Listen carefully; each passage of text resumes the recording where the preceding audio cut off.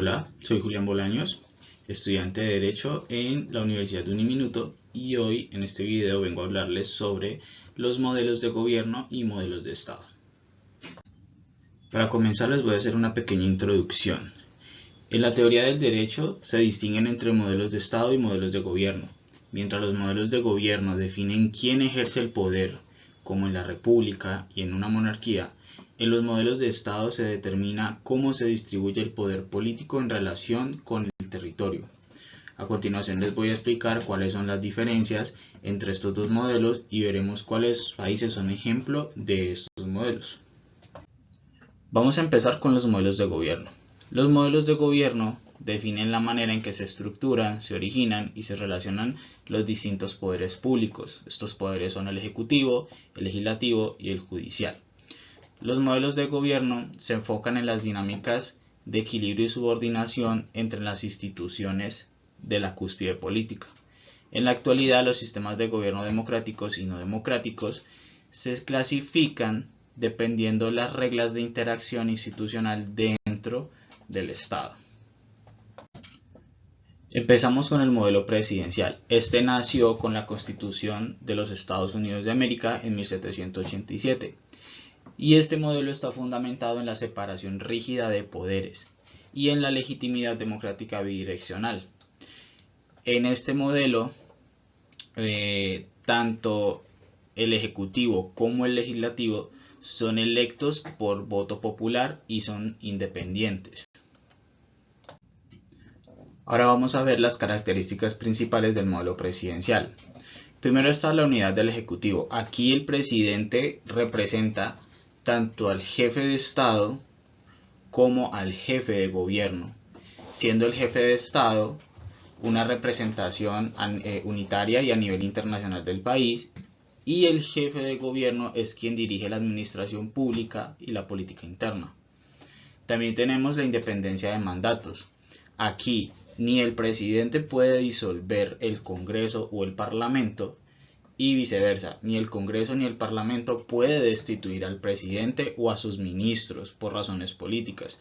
Solo lo pueden hacer, en el caso del presidente, a través de los juicios políticos, y esto tiene que ser muy bien fundamentado en un delito que esté específicamente tipificado. También existe la inexistencia de la investidura parlamentaria. En este caso, los ministros o los secretarios de Estado son de libre nombramiento y remoción por parte del presidente, y ellos no responden políticamente ni ante el Congreso ni ante el Parlamento, solo le responden al presidente. Los ejemplos más notorios de este sistema presidencial son los Estados Unidos de América, Colombia y México. Ahora vamos con el modelo parlamentario. Este modelo se consolidó en la tradición británica y se cimienta sobre el principio de la colaboración e interdependencia de poderes. Aquí la soberanía reside formalmente en el Parlamento, del cual emana el Poder Ejecutivo. Veamos las características del modelo parlamentario. Primero tenemos la dualidad del Ejecutivo. Aquí la jefatura se divide muy claramente. Primero existe el jefe de Estado, que cumple unas funciones simbólicas, arbitrales y de representación formal a nivel internacional. Puede ser un rey, como en una monarquía parlamentaria, o un presidente, como en una república parlamentaria. Por otro lado existe el jefe de gobierno, que suele ser el primer ministro, el canciller o el presidente del gobierno, y es quien ejerce la conducción política del país. También tenemos la legitimidad indirecta del ejecutivo. Aquí la ciudadanía no elige al jefe de gobierno, eligen a los miembros del Parlamento, y por mayoría ellos son quienes eligen a el primer ministro. También tenemos los mecanismos de control recíproco. El Parlamento puede revocar el mandato del jefe de gobierno en cualquier momento mediante la aprobación de una moción de censura o rechazándolo por una cuestión de confianza. Y aquí existe un contrapeso, que es que el jefe de gobierno posee también la facultad de solicitar al jefe de Estado la disolución anticipada del Parlamento para así convocar nuevas elecciones. Ejemplos de países parlamentarios son Reino Unido, Alemania y Japón.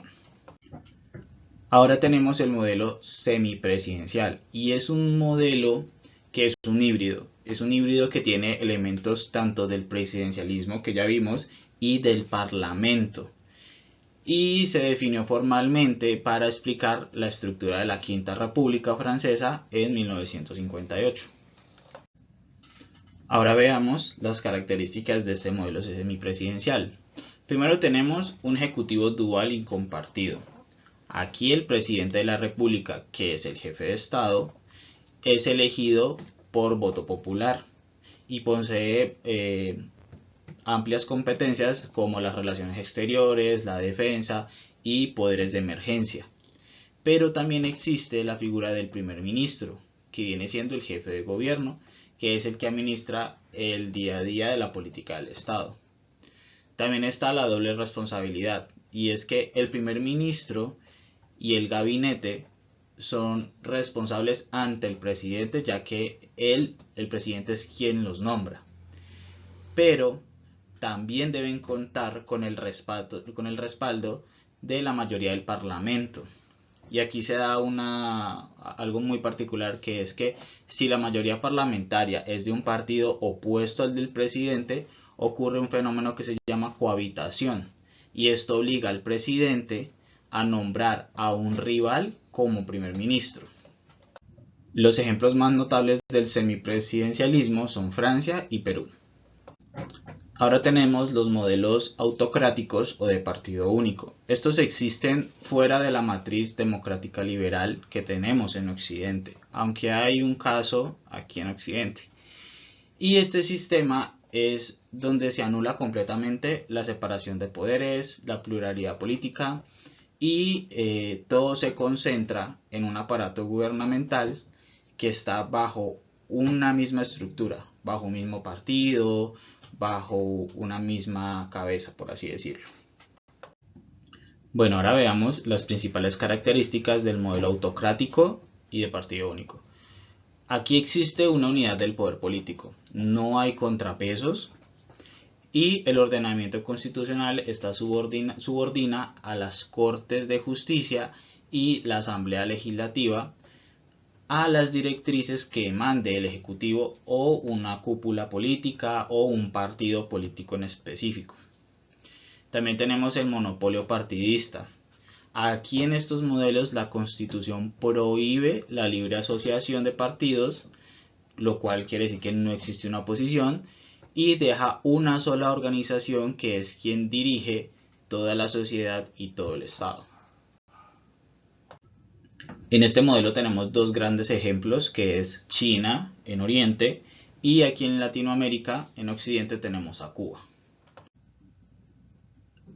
Aquí te dejo una bibliografía que te va a servir para ampliar la información que ya te di anteriormente. Ahora vamos a pasar a los modelos de Estado. Los modelos de Estado son aquellos que determinan cómo es la distribución del poder político en relación con el territorio, con el país, y la manera en que se articulan las nociones de soberanía, autonomía y la competencia legislativa. A nivel internacional se encuentran tres modelos de estados, los cuales se ordenan de mayor a menor centralización del poder. Empecemos con el Estado unitario. Esta es la forma de organización política más común. Se fundamenta en el principio de la unanimidad y la homogeneidad del poder de coacción. ¿Qué significa esto? Que existe un único centro de poder político y gubernamental que proyecta su autoridad sobre el territorio.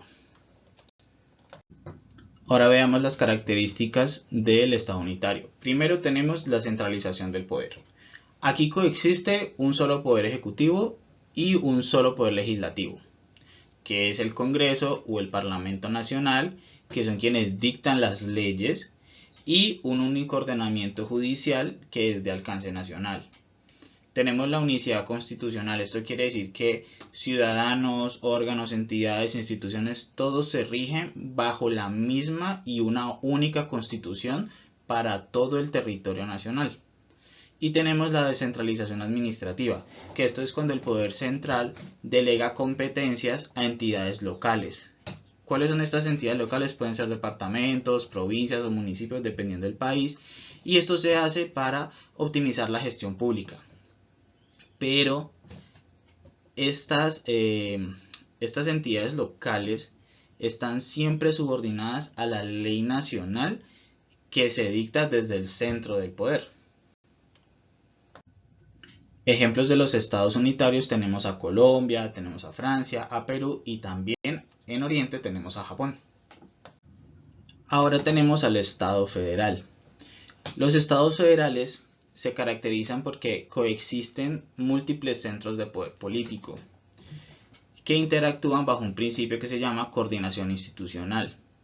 Estos estados federales nacen de la asociación de territorios que ya eran soberanos, que ya eran autónomos en un momento y decidieron unirse en una sola nación, y lo que hicieron fue delegar parte de su poder al gobierno general, al gobierno central, y retuvieron el resto para sí mismos. Ahora veamos las principales características de los estados federales. Tenemos la dualidad del ordenamiento jurídico. Aquí existe un orden jurídico federal que tiene validez en todo el territorio en cuanto a materias como la defensa, la moneda, relaciones exteriores, pero a su vez coexiste con órdenes jurídicos locales de cada provincia o cada estado. También tenemos la autonomía política y legislativa. ¿Qué quiere decir esto? Que cada entidad federada o cada estado posee su propio gobernador, sus propios tribunales de justicia y su propio congreso local. Esto le permite que cada estado federado pueda dictar sus propios códigos penales, civiles o de procedimientos. Tenemos una superestructura constitucional.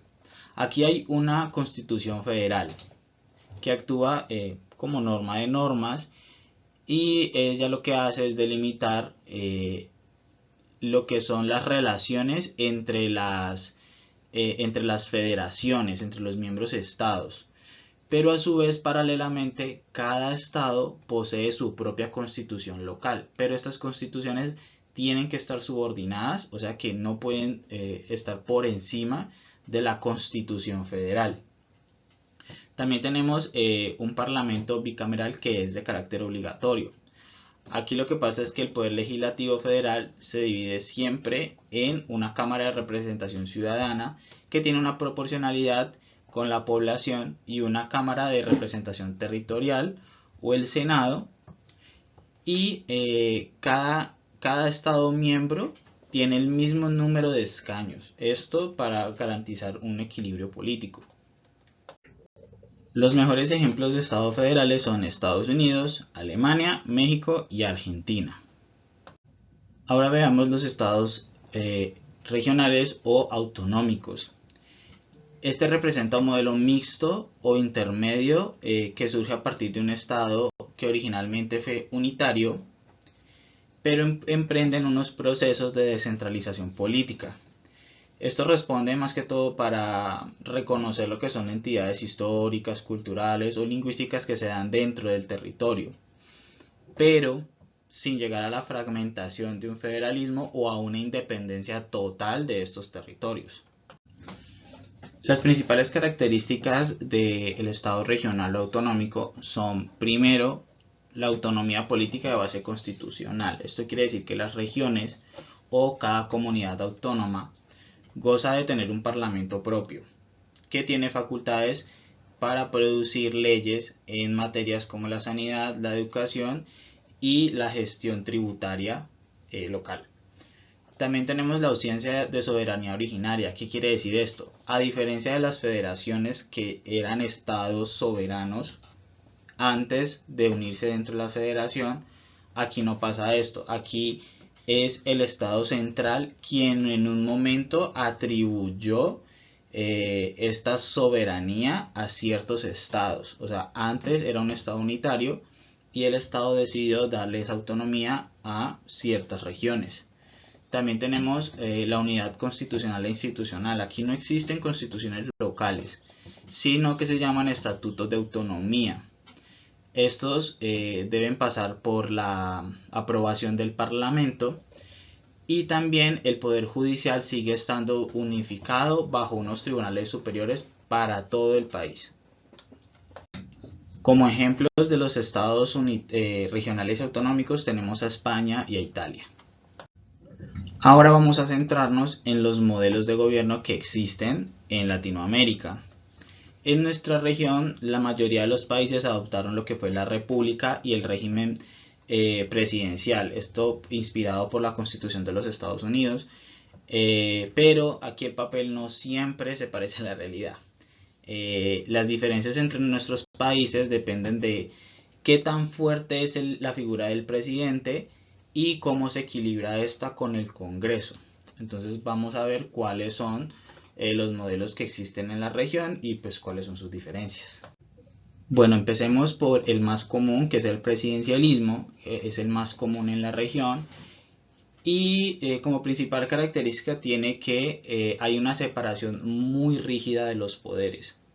Además de esto, el presidente y el Congreso son electos popularmente por voto popular y aquí en este modelo el presidente representa tanto al jefe de Estado como al jefe del gobierno. Aquí los mandatos son fijos, ¿qué quiere decir? Que ni el presidente puede cerrar el Congreso, ni el Congreso puede destituir al presidente. Para destituir al presidente, el Congreso tiene que entrar a realizar un juicio político, que ya lo explicamos anteriormente. En la región, este presidencialismo en algunos países ha mutado un poco a lo que se llama el hiperpresidencialismo, que lo que pasó fue que mediante las constituciones el ejecutivo, el poder ejecutivo, o sea, el presidente adquirió muchos poderes en comparación al Congreso, que quedó con un rol un poco más débil. Ejemplos de este tipo de presidencialismo tenemos a Argentina, a México y a Brasil. Bueno, y aquí tenemos dos variantes del presidencialismo que vendrían siendo el presidencialismo atenuado, que quiere decir que en algunos países se combinaron el sistema presidencialista, pero se le dieron herramientas del parlamentarismo europeo. Esto es para atenuar el poder del presidente. En estos casos el Congreso cuenta con una herramienta que se llama moción de censura, que es para hacer control político de, por ejemplo, los ministros que son nombrados por el presidente. Ejemplos de este presidencialismo atenuado son Colombia y Uruguay. También tenemos el modelo semipresidencial. Aquí el caso más notorio es Perú. ¿Por qué? Porque el diseño constitucional que tiene Perú combinó tanto los poderes de un presidente, pero con herramientas parlamentarias bastante extremas. Y esto es lo que ha llevado a que Perú tenga tantas crisis políticas. ¿Por qué? Porque el Congreso tiene una herramienta que se llama la vacancia por incapacidad moral. Esto sirve para destituir al presidente. O sea, aquí el Congreso tiene la facultad de destituir al presidente. Y esto se ha dado pues de manera muy rápida y tiene netamente tintes políticos. No es tanto por la gestión, sino por las ideologías políticas. Pero también se da que el Congreso, si el Congreso destituye 2 gabinetes de ministro, el presidente tiene la facultad de disolver el Congreso y se convocan nuevas elecciones. Y pues ya hemos visto cómo en los últimos años estos dos choques han llevado a que Perú tenga unas crisis políticas bastante severas. En la región también se da el modelo de partido único. Como ya lo vimos anteriormente, este es un modelo que rompe totalmente con la separación de poderes, que es una base de la democracia en nuestra región. Aquí pues al no existir esta división, el Estado es quien ostenta todo el poder. Siendo la Asamblea Nacional el único organismo de control supremo. La población no vota por el presidente, sino que vota por los diputados de la Asamblea y estos a su vez son quienes escogen al presidente. También pues, se prohíbe la existencia de los partidos políticos, existiendo un solo partido político que es el partido oficial del Estado. El mejor ejemplo de esto en la región, lastimosamente, es Cuba. Bueno, vamos a ver tres grandes diferencias en cuanto a los sistemas que existen en Latinoamérica. Primero tenemos la reelección. Hay países como México y Colombia donde la reelección se prohíbe rotundamente, y esto es con la razón de evitar las dictaduras. Pero hay algunos países como Chile y Uruguay que permiten la reelección, pero con periodos de alternancia. Esto quiere decir que no puede haber una reelección seguida, o sea, dos periodos seguidos del mismo presidente. No, tiene que haber un periodo, dejar un periodo libre para otro y ya luego se puede volver a reelegir. Pero también tenemos que hay países donde la reelección es inmediata o vitalicia, como los casos de Venezuela y Nicaragua, o bueno, como era Venezuela, actualmente ya no, y Nicaragua lo sigue siendo, y ya estos son países que son considerados como dictaduras. También tenemos el tema del Congreso. Países como Colombia, Argentina y Brasil, que son países muy grandes, son países muy complejos en cuanto a su legislación, se necesita una estructura bicameral, lo cual quiere decir que existe el Senado y la Cámara de Representantes. Esto es por tanto lo extenso del territorio como lo complejo de las leyes. Pero países que son más pequeños como Ecuador, o que por su sistema político como lo son Venezuela y Perú, buscan que las leyes sean mucho más ágiles, o sea, que no se demore tanto el trámite, se llegó a un sistema unicameral. También tenemos el tema de los contrapesos.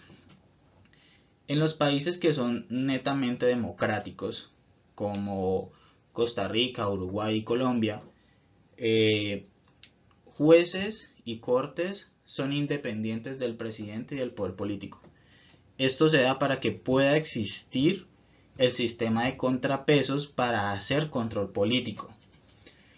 Pero encontramos casos de autocracias como lo son Venezuela y Nicaragua, donde hay un único partido de gobierno que controla las cortes, las elecciones, los jueces, y pues así se ve anulado todo lo que es el sistema de control político, el sistema de contrapesos. Bueno, aquí dejo una bibliografía que nos sirve para expandir más lo que dije anteriormente, que fue de manera muy resumida. Les doy las gracias por su atención y nos vemos.